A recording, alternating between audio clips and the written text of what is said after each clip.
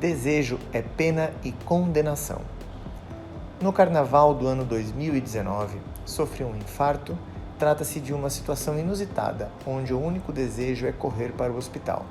Passado todo o procedimento emergencial até o encaminhamento para a sala da cirurgia, deixei familiares e todos os envolvidos numa correria frenética pela vida.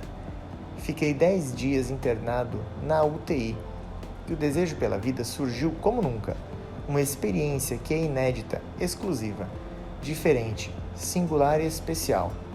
A UTI compartilhada com outros pacientes que também ensejam pela saúde e recuperação é indescritível.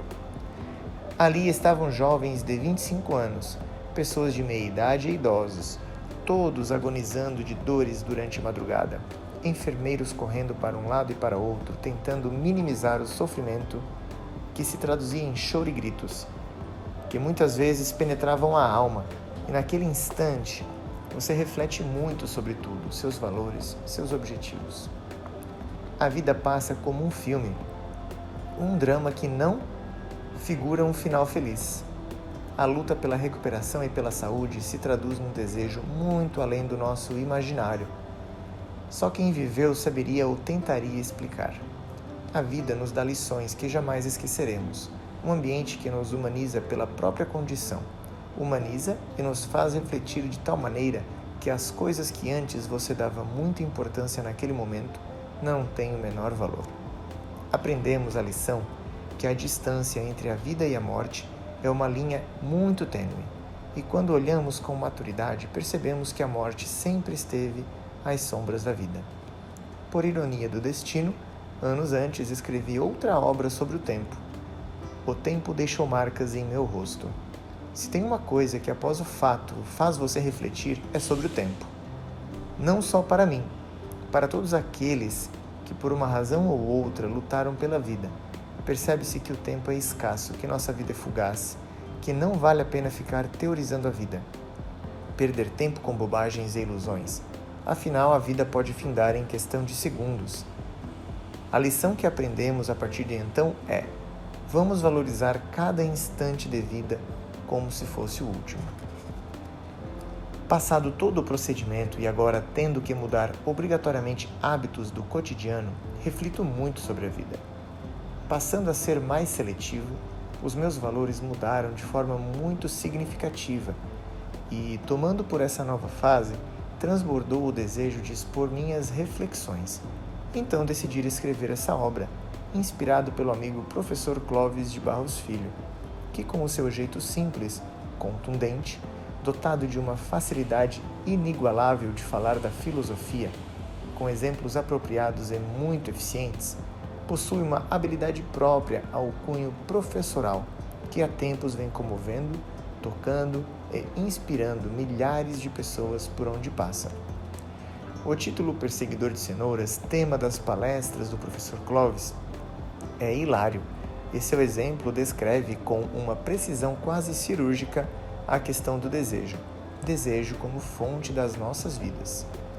Escolhi esse subtítulo porque o desejo é um sentimento que já foi abordado por várias religiões, também na mitologia e praticamente em toda a história do pensamento, em todas as épocas.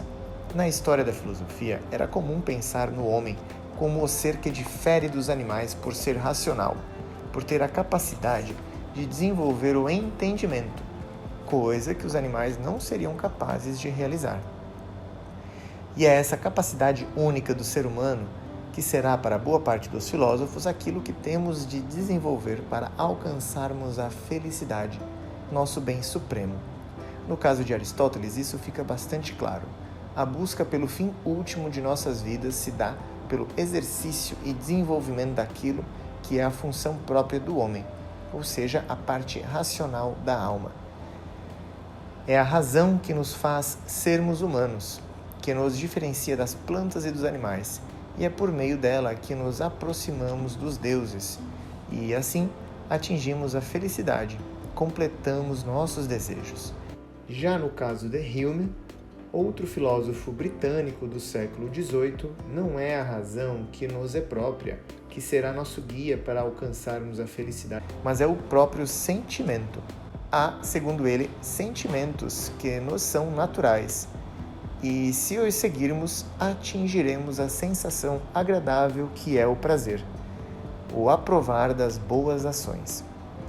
Conforme inúmeros filósofos que se debruçaram sobre o tema, tendo várias interpretações a respeito, a ideia desta obra é trazer o desejo como ele realmente é, com uma linguagem fácil e compreensiva. Trago o desejo na atualidade sem traçar nenhum juízo de valor, porque o estilo de vida de cada um é privado. Também não quero fazer críticas ao sistema econômico, afinal de contas somos 7 bilhões de sapiens que desejam e possuem suas necessidades próprias. Ou seja, o desejo não é doença, é natural como a atração sexual, a fome, o sono ou mesmo ligado aos hábitos de consumir ou possuir coisas. Faço essas ponderações porque vivemos numa época de debates livres e acalorados nas redes sociais, onde todo mundo sabe a receita certa da vida do outro. Parece que somos donos da verdade, quando no simples fato de clicar e digitar na ociosidade, pode não ter havido nenhuma análise, ficando as palavras e os conceitos na superficialidade. Em resumo, procuro levar dentro do possível alguns instantes de reflexão, percebendo que o desejo está presente em tudo como se fosse o oxigênio que respiramos. O exemplo ou a metáfora utilizada pelo professor Clovis simplifica a filosofia com maestria, trazendo exemplos do cotidiano. É nessa linha que seguiremos a construção desta obra, sempre trazendo uma citação ou uma situação para extrairmos o conceito e um ponto de vista mais realista do tema. Quero que você seja atraído por essa leitura, que cada página alimente o desejo de ler a próxima, bem como o próximo capítulo, até o seu final. Que o seu desejo de ler seja agradável, sem obrigação ou preocupação de quantas páginas faltam para o seu término. Que o simples prazer da leitura flua naturalmente. Esse é o sentimento que desejo despertar em você.